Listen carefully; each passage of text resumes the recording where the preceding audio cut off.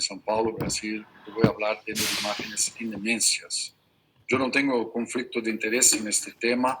Eu vou falar um pouco de imagens estruturais e como compreender a correlação clínica, su substrato histopatológico, a distribuição de ele e a correlação com imagens estruturais e um pouco do diagnóstico, das dificuldades de diagnóstico que temos com a clínica diária. Lo que vemos é que hacemos imagens para reconhecer coisas que são tratáveis, coisas que são curáveis e outras que o diagnóstico de enfermedades neurodegenerativas que tem com o tempo algum tratamento, pero que não se pode interromper a progressão da enfermidade. Há coisas que são reconhecíveis, por exemplo, que não são neurodegenerativas todavia, que é, por exemplo, uma enfermidade priônica de Creutzfeldt-Jakob, em sua forma mais temprana, com o movimento do hemisfério cerebral direito e dos núcleos basales, e que com poucos meses toma todo o cérebro, com atrofia das zonas mais avançadas e com a restrição à difusão em las zonas do compromisso mais temprano. Isso é muito clássico e temos nós que reconhecer de pronto a enfermidade Creutzfeldt-Jakob. Mas há outras coisas que podemos tratar, podemos reconhecer, por exemplo, como a enfermidade de Wernicke, e que tem patrões de clínica e de imagens que na distribuição é muito típica, reconhecível. Outras como esta, de neurosífilis em los glóbulos temporales, e a mais comum de todas, que é a demência vascular, por exemplo, em pacientes maiores que algumas vezes têm demência mista ou demência vascular por aterosclerose avançada. A demência degenerativa mais comum é a enfermidade de Alzheimer, que tem seus patrões clínicos, pero que tem o diagnóstico difícil na forma mais precoz, mais tempranas de sua clínica, e que temos que diferenciar, que reconhecer outras enfermidades degenerativas que podem cursar com demência e com patrão clínico de imagens diferentes de Alzheimer. Por exemplo, há enfermedades com manifestações clínicas clássicas da corteza e outras subcorticales. Vamos encontrar um pouco de que é cortical, é subcortical, de que é clínica e de que é sua correlação histopatológica e de imagens para compreender algumas coisas de clínica e de las moléculas que estão afetadas com estas distintas enfermedades e como está desarrollando o conhecimento nesta área. A enfermedade de Alzheimer é a enfermedade mais comum de todas, neurodegenerativas, pero que tem su diagnóstico por histopatologia e que todavía nós não hacemos histopatologia para o diagnóstico, incluso de las formas iniciais da enfermedade de Alzheimer, e temos que fazer o diagnóstico com o tempo, com a evolução de los síntomas clínicos e de las manifestações de imagens de la clínica neuropsicológica, de ressonância, volumetria, líquor cerebroespinal e de PET. Isto tudo somado é que vamos fazer, com isto tudo somado é que vamos fazer o diagnóstico algumas vezes de Alzheimer. O que podemos fazer com volumetria é uma avaliação visual, por exemplo, com esta escala Schultens, que nós utilizamos há muitos anos e por isso temos pouco mais de experiência com isto para utilizar na rotina, pero eu creio que há outras que uno pode ter experiência com outra e que também é aceitável, que isso é perfeitamente utilizável na clínica, pero dominar uma de elas é o mais importante para reconhecer a atrofia predominante e progressiva das formações hipocampales, que é a zona afetada na enfermidade de Alzheimer, que podemos reconhecer de pronto nas formas avançadas ou reconhecer com o tempo quando se passa a atrofia progressiva nesta zona hipocampal com ressonância magnética, com aquisições volumétricas para evaluar o volume do hipocampo visual ou com outros métodos que são quantitativos. Há coisas como os marcadores de medicina nuclear, por exemplo, como o composto PIB, por marcador de las zonas de depósitos de proteína amiloide, e que isto todavía não temos en la rutina, en la clínica, la mayor parte de los centros tiene como investigación, como por ejemplo en la Universidad de San Paulo tiene esto, pero no está disponible para la población. Lo que vemos es la atrofia. Esto es el más importante, la atrofia de las zonas temporales y de las formaciones hipocampales principal. Eso lo podemos hacer con tomografía computada, pero es mejor con resonancia, con imágenes volumétricas de resonancia visual o cuantitativa. Y hay otras informaciones que podemos tener con PET, con resonancia, con otras técnicas, pero que son más difíciles de reproducir. Esto tenemos que tener en cuenta siempre. Otras enfermedades tienen otras manifestaciones, no solamente cognitivas, no solamente la demencia, tiene otras cosas sumadas, por ejemplo, subcorticales, y que podemos por la clínica sospechar y buscar en las imágenes su compromiso, su correlato de imágenes que puede ser reconocible y nosotros podemos encontrar el diagnóstico en algunos de los pacientes. Lo que buscamos en estos casos es una anormalidad de otra zona, no solamente de la corteza, pero una anormalidad de la zona subcortical, por ejemplo, en la enfermedad Parkinson. La enfermedad Parkinson es aquella que tiene su patrón clínico más clásico, más reconocible, pero que tiene algunas veces en las formas avanzadas demencia, que se puede sumar a forma clásica o que se puede empezar como una otra doença, que es la enfermedad de Levy, y que podemos reconocer por la clínica, sospechar o confirmar como el Parkinson, o sospechar como el Levy y confirmar o buscar alguna cosa para una comprobación de imágenes. Lo que vemos con Parkinson es que casi nunca se va a resonancia. Algunos de los pacientes tienen el diagnóstico clínico clásico, no necesita resonancia, pero el conocimiento está se desarrollando en los últimos años y algunas nuevas teorías están encontrando aporte en estudios de inmunología y de histopatología para se confirmar cómo empieza la enfermedad de Parkinson, cómo se va a desarrollar toda esa normalidad desde, por ejemplo, como en esta teoría, desde los intestinos, por el nervio vago, hasta el tronco y después a la corteza. Lo que vemos con resonancia son dos cosas. El T1 para estudiar los depósitos de neuromelanina normales y su desaparecimiento en la enfermedad de Parkinson, en la sustancia negra bilateral y en lóculos cerúleos bilateral. Esto es normal y con la enfermedad de Parkinson se va a desaparecer. Entonces, lo que tenemos que buscar es el desaparecimiento de los depósitos brillantes en T1 de melanina, que es un marcador de la enfermedad de Parkinson y se puede separar Parkinson de otras enfermedades cuando esto está demostrado. Y la segunda cosa que hacemos en resonancia es los estudios con SWI, que es una técnica nueva de resonancia que se puede demostrar el negrosoma 1. El negrosoma 1 es una estructura normal de la sustancia negra, y esta zona que tiene ese patrón con la resonancia de alto campo, incluso con 3 Tesla, se puede hacer una zona lineal, una línea negra con dos líneas negras con una zona blanca central. Esto es similar a la cola de este pasarito y que ese swallowtail, el término en inglés, es normal.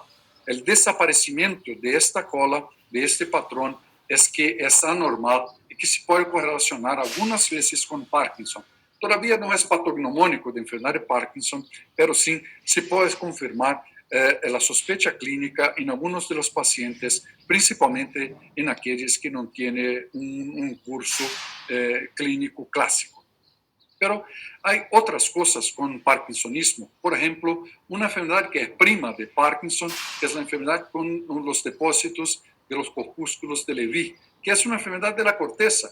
No tiene tanta normalidad subcortical, pero una normalidad del transporte de dopamina que es común a los dos. Por ejemplo, con los estudios TRODAT se puede demostrar el compromiso de toda esa zona en la enfermedad de Parkinson que no es tan exuberante en la enfermedad de los corpúsculos de Levy, porque esta es una normalidad predominante de la corteza, principalmente de la corteza posterior. Lo que vimos es que la resonancia magnética todavía es normal o tiene una atrofia que es inespecífica y que los estudios de medicina nuclear con PET nos van a mostrar un hipometabolismo posterior en estas zonas posteriores, que son las zonas afectadas por la enfermedad, la demencia con corpúsculos de Levy. Esto, con el tiempo, la atrofia es más pronunciada y se puede reconocer como una atrofia predominante posterior, pero todavía no podemos hacer el diagnóstico de la demencia de Levy con resonancia, pero podemos aportar alguna información que se va a sumar a la clínica para esta sospecha tener un poco más de sustancia, un poco más de reconocimiento de su valor. Hay otras cosas, por ejemplo, como la parálisis supranuclear, que es una enfermedad muy interesante, que tiene una neurodegeneración por una tauopatía en esta zona subcortical del tronco cerebral. En algunos de los pacientes con clínica distinta frontal. Pero, ¿qué pasa? Que hay parkinsonismo, pero tiene otras cosas, como el movimiento ocular vertical, que es anormal, y una normalidad frontal, caídas frecuentes y otras cosas de parkinsonismo. Pero, ¿qué pasa? Que esta es una enfermedad de la misma zona del mesencéfalo, pero que tiene como un predominio de atrofia. La atrofia del mesencéfalo es el más predominante en la parálisis supranuclear y la atrofia no es una característica frecuente, común, esperada en Parkinson, en la enfermedad de Parkinson. Lo que vemos es que la atrofia del mesencéfalo y del lóbulo frontal son las características dominantes de la parálisis supranuclear progresiva y que podemos sí reconocer con diferentes métodos de imágenes y sumar a la clínica para la comprobación del diagnóstico. Su diagnóstico diferencial con Parkinson o con la atrofia de múltiples sistemas es relativamente simple. Lo que vemos es una atrofia predominante de mesencéfalo que no pasa con Parkinson, que no pasa con la atrofia de múltiples sistemas, porque en Parkinson no hay atrofia. En la atrofia de múltiples sistemas, por otro lado, hay una atrofia de la PON, el predominio de la protuberancia que se va a disminuir con el tiempo y que esto no es esperado, no es común con parálisis supranuclear. Entonces tenemos patrones diferentes para estas tres enfermedades neurodegenerativas con clínica distinta y con imágenes que son distintas. Todavía esta atrofia del mesencéfalo no es exclusiva, no es una característica patognomónica de parálisis supranuclear, porque puede pasar con el tiempo, con los enfermos, los pacientes mayores e incluso con la hidrocefalia de presión normal, y que el patrón de imagen es muy similar a de PSP. Y tenemos que reconocer el diagnóstico por la atrofia si hay un contexto clínico, si podemos aportar información de imágenes para una clínica que es más específica, que tiene su reconocimiento más clásico. Hay otras cosas, por ejemplo, como una neurodegeneración córtico-basal, que es una enfermedad muy interesante, que tiene cosas de degeneración cortical y de los núcleos, de los ganglios basales, pero que para el término degeneración córtico-basal tenemos que obtener la confirmación, la comprobación histopatológica. Todavía en la mayoría de los casos no la tenemos y por eso tenemos que utilizar el término síndrome córtico-basal. Esta es una sumatoria de cosas que son de diferentes enfermedades neurodegenerativas, por ejemplo, con afasia, con parálisis supranuclear o cosas corticales de otras zonas frontales y temporales. Pero algunas veces son enfermos difíciles de se reconocer en las fases más tempranas de la enfermedad neurodegenerativa.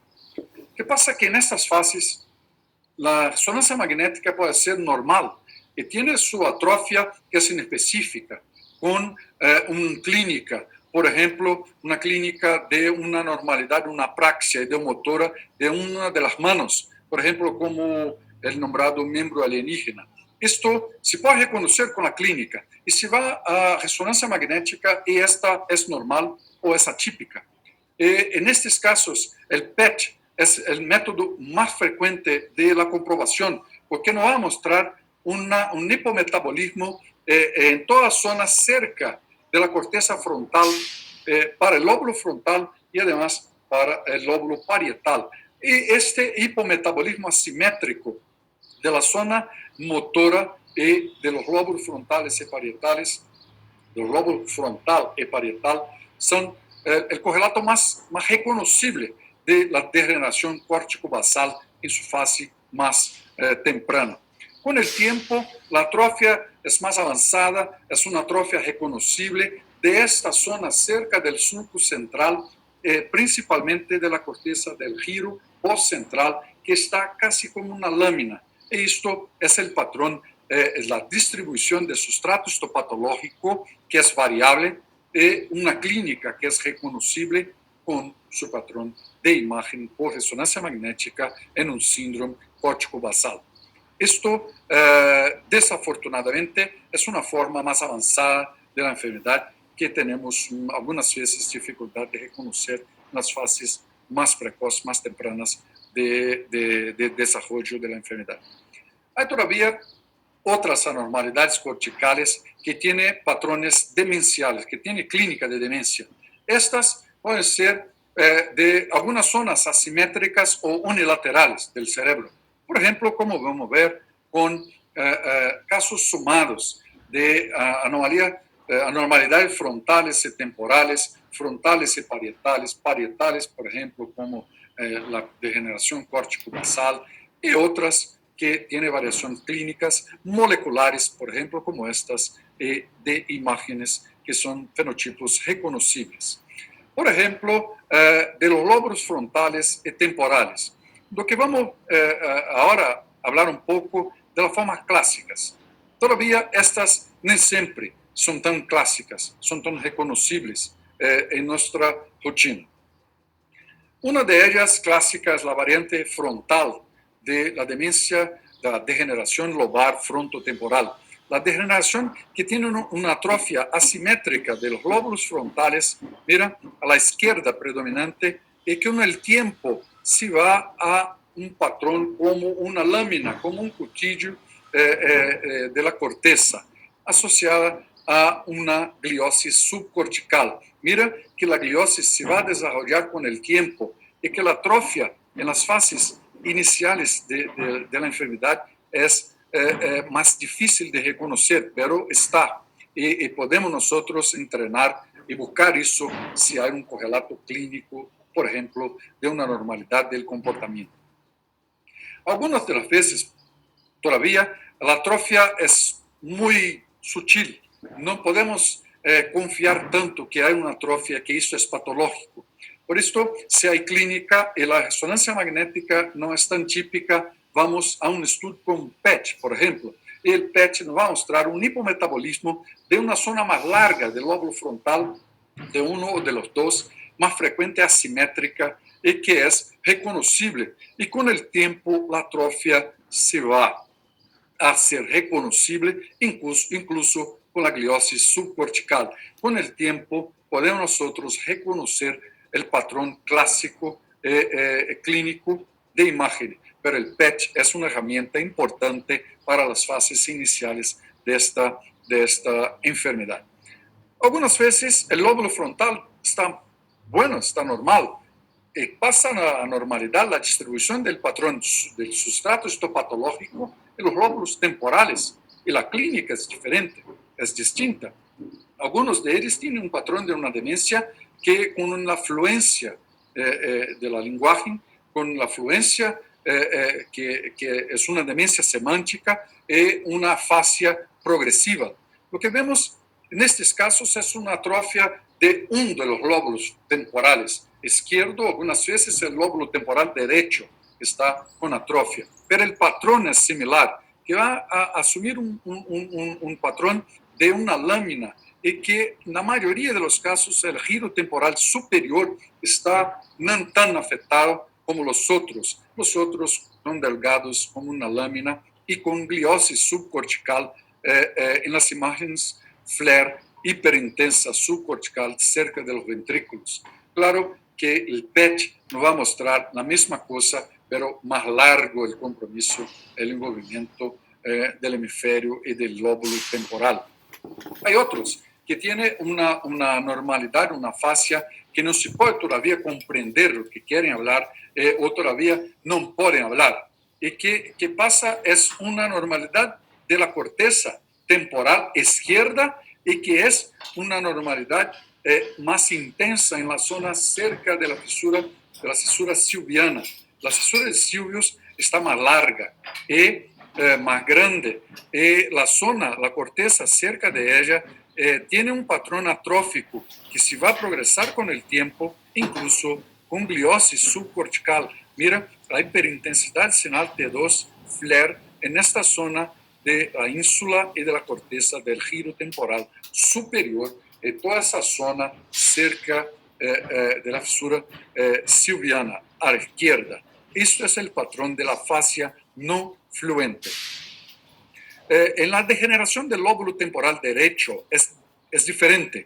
Algunas veces sí hay demencia semántica, pero en la mayoría de los casos el patrón se suma al lóbulo frontal y lo que encontramos en la clínica son anormalidad de comportamiento, pero con agresividad, con hiperactividad, con alucinaciones y con un comportamiento que es más agresivo y diferente de lo que era algunos años antes. Por eso, lo que vemos es una atrofia predominante con gliosis subcortical en la zona temporal derecha del cerebro.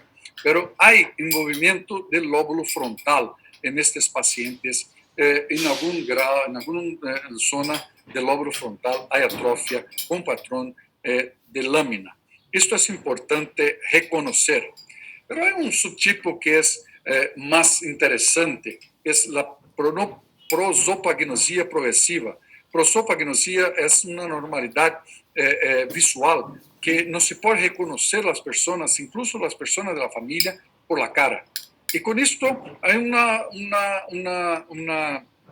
gran dificultad de hacer el diagnóstico en las fases iniciales. Esta es una mujer que tenía 55 años con este patrón, como en la novela de Oliver Sacks, El hombre que confundió a la mujer con un sombrero, creo que es este el título. Pero esta mujer tenía una atrofia del giro fusiforme selectiva, solamente, casi solamente, e incluso con una gliosis subcortical en la zona de este giro que podemos nosotros demostrar con FLAIR o con la volumetría de los giros temporales, temporoccipitales laterales, los giros fusiformes. Esto es muy, muy interesante, la correlación clínica, la distribución de sustrato histopatológico y las imágenes de resonancia magnética, porque los enfermos tienen una característica muy peculiar, que es la dificultad de reconocimiento de caras, por ejemplo, de personas como estas, que son personas, la mayoría famosos, que tienen una cosa en común, pero completamente el comportamiento de ellos, si son personas conocidas en el mundo, pero no se sabe quién es Stalin, quién es Chaplin. Eso es difícil. Para una persona normal, eso es muy sencillo, pero para un enfermo con esta prosopagnosia es casi imposible. Ahora voy a hablar un poco para terminar de esclerosis lateral amiotrófica. Es la enfermedad de Charcot, o como los americanos le nombran, la enfermedad de Lou Gehrig. Es una enfermedad de predominio motor, pero no siempre. Mira aquí lo que hacemos nosotros, la demostración de la degeneración selectiva de la corteza motora desde los giros precentrales hasta los tractos corticospinales, hasta el tronco cerebral. Esto es selectivo. Lo podemos hacer por la demostración de este patrón del W en la zona de los tractos corticospinales, la secuencia T1 con magnetization transfer. Eso se puede mostrar en las fases más tempranas de la enfermedad y que incluso se puede desaparecer con el tiempo. Es la pseudonormalización que nosotros describimos hace algunos años en un paciente con esclerosis lateral amiotrófica en la forma juvenil de esta enfermedad. Pero no siempre es solamente motor. Algunos de los pacientes tienen cosas sumadas, por ejemplo, como anormalidad de los lóbulos temporales, incluso con demencia, con un espectro de frontotemporal más sumada más allá de esto, a la enfermedad motora, de las neuronas motoras. ¿Qué pasa? La variación clínica es dependiente del patrón del sustrato histopatológico y de la distribución topográfica de esto. Por ejemplo, en el lóbulo temporal derecho, en una paciente que tenía el W anormal del tracto córtico-espinal, pero una atrofia selectiva del lóbulo temporal derecho con una normalidad de comportamiento, con agresividad, incluso con alucinaciones auditivas. Estos son los patrones reconocibles. El hipersenal de un MTC, Magnetization Transfer, y la atrofia de los lóbulos temporales. Esto hace poco se reconoce como este espectro por una normalidad genética del gene C9orf72. Esto es un complejo porque esta anormalidad puede pasar con esclerosis lateral, puede pasar con la demencia frontotemporal o puede pasar con los dos. Y tiene una predisposición en los europeos. Esto es más frecuente con los europeos. Tiene un patrón de desarrollo hecho patogénico desde este gene hasta la distribución de estas inclusiones intracitoplasmáticas de TDP43. ¿Qué pasa? Cosas muy interesantes, por ejemplo, como un enfermo que tenía una enfermedad de las neuronas motoras con una atrofia del lóbulo temporal izquierdo y que no podía hablar, y que tenía una atrofia selectiva del lóbulo temporal izquierdo. Nosotros podemos comprobar esto por la histopatología hace más de 10 años y lo publicamos porque es un caso de ella con demencia y con una normalidad de la habla por la correlación muy cerca de patología clínica e imágenes. Por último, la degeneración posterior, que es difícil hacer el diagnóstico clínico, incluso por imágenes, porque tiene vías que están involucradas en esta patología, que pueden ser por Alzheimer, puede ser por enfermedad con un patrón histopatológico de una degeneración frontotemporal, pero que tiene manifestaciones clínicas diferentes. Por ejemplo, con este paciente que tenía un patrón demencial, pero no podía reconocer las cosas que estaba mirando. Y que cuando hacemos un estudio de resonancia, lo que vimos es una atrofia muy sutil a la derecha, posterior, un poco más a la derecha, pero en PET esto es mucho más largo, es mucho más evidente. Y esto tiene distintos patrones de clínica, esta agnosia visual.